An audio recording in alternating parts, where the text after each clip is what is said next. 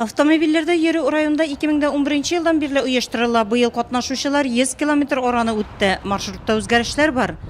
Коронный гора белән старый Челныга керәйдек. Быел инде истәдек, быел тагын яңа герой барлыкка килү белән Вишневый поляныга да веноклар куябыз. Бу безнең елдагы традицион мероприятие 9 майга багышлана.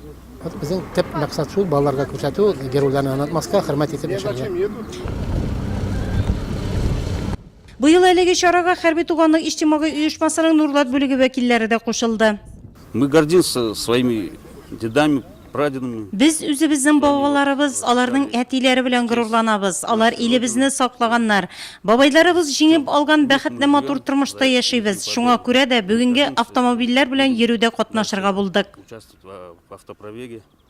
Автомобильләр маршрут буенча кузгалганча Бөек Ватан сугышында һәлак булганнар мемориал комплексы территориясендә ачылу тантанасы үтте.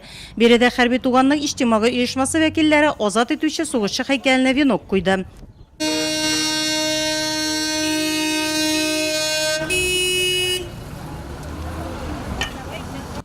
6 автомобильдә Нурлат, Искешаллы, Вишневая Поляна, Караул тау маршрутлары буенча хәрәкәтне дәвам итте. Һәр авыл җирлегендә митинглар үткәрелде.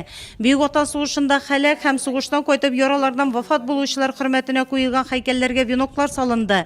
Бүгенге матур тормыш бәрабәренә үз башларын салган, яу кырында ятып калган каһарманнарыбызның исемнәре, батырлыклары мәңгелек. Шуңа да бу чараның яшь буында ватанпәрвәрлек, хәрби патриотлык хисе тәрбияләүдә әһәмияте зур.